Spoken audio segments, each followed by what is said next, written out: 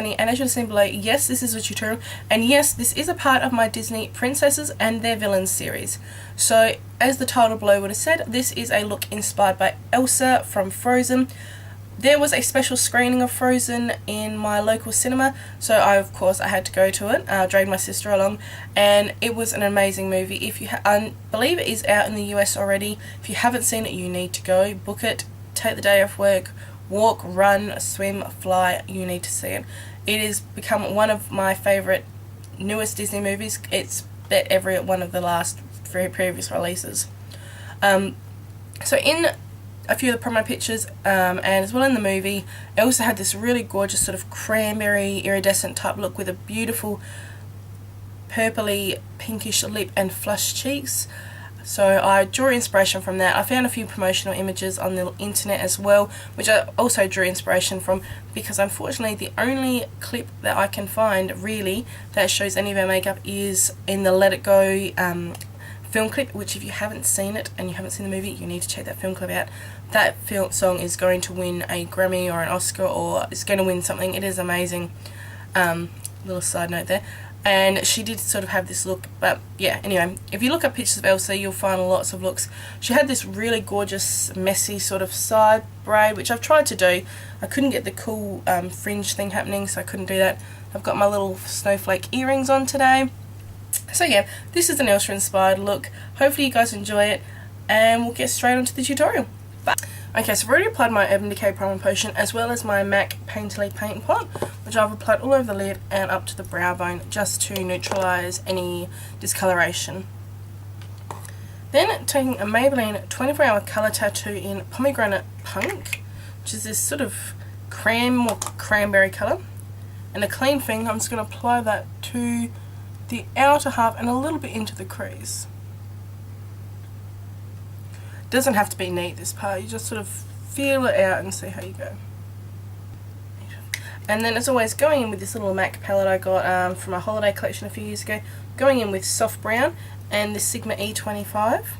We're going to apply that into our crease for our transition colour. This just helps the colours to blend out more easily, and particularly when you're using such bright colours, it is really good to have a transitioning colour because it does help. Then just to help with the blending even further, we're going to go in with the Sigma E37. This is from their new Perfection kits, I can't think, Performance kits, that's it. And my MAC Orb, which is my highlight colour. We're going to apply the highlight first, which is a little bit backwards to how I normally do it, and bring it down a little. Next, taking a BH Cosmetics shadow brush. This is just a flat shader, they don't have any numbers or anything. And MAC's Cranberry, which is this gorgeous colour, cranberry colour. So we're going to pat that all over the outer half, over that Pomegranate Punk. You want to go a little bit, so you're about 2/3 of the way in, and bring that colour just slightly up into the crease. MAC 239 blending brush, I'm going in with MAC's Stars and Rockets, which is this really gorgeous iridescent purple.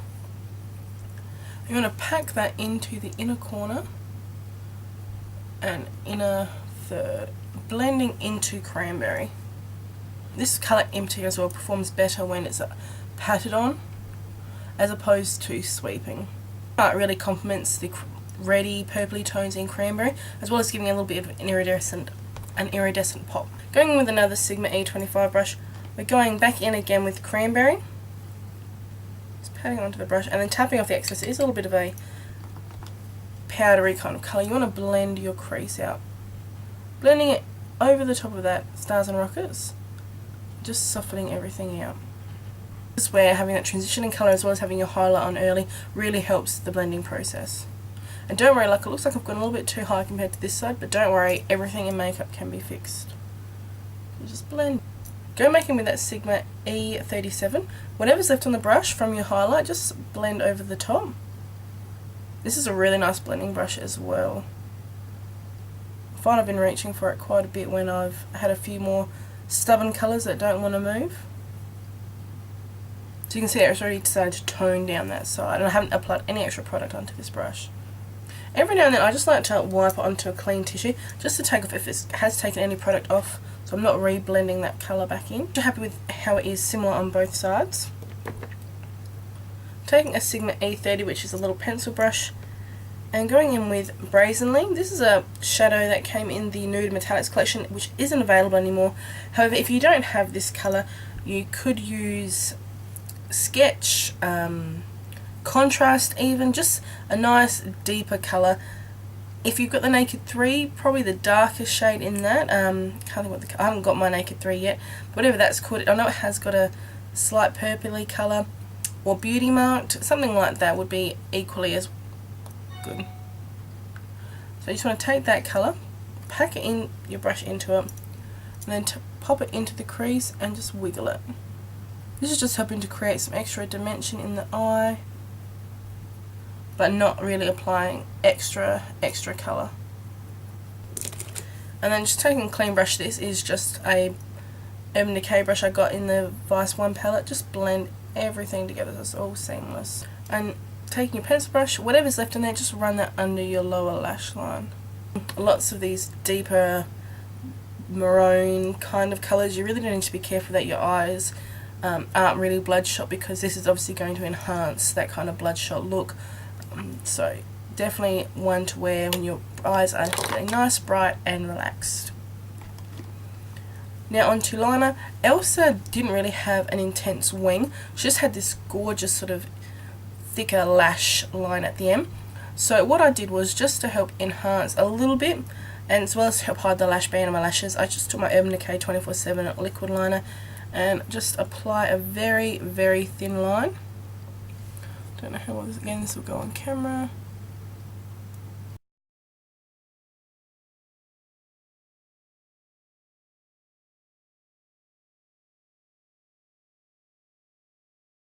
So you can just see it's a little bit of a thinner line, just to help add a little bit more volume into the lash line. If you wanted to do a flick, you can. There's no thing stopping you doing that. I just felt to be a bit more authentic to the picture, it didn't need a flick. And the eye's quite dramatic anyway. Apply your mascara, just a light coat since we are using false lashes. I'm using today the Too Faced Better Than Sex mascara. This is a sample I got when I was in America. And I'm applying these Sex and the City lashes. These are from Ardell in Miranda. And they've just, I don't know how it's going to pick up on camera, they've got these little wispier inner corner and then a thicker outer corner, which is very similar to what Elsa has in the movie. So I'll just apply those and I'll be right back. Okay, so I'm back. I've applied my lashes, so you can just see they just help to enhance that a little bit more. Again, taking that Perversion liquid line, just run it over the lash band to help hide everything to create a seamless look.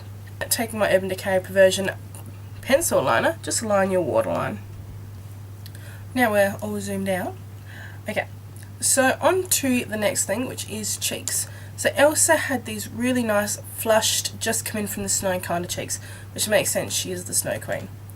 So taking my Sigma F40 brush, and I'm going to go in with MAC's Love Cloud today, cheekbone, or wherever you normally apply blush, and apply it just a fraction heavier than you would normally, just to get that real, I've just come in from the snow kind of look.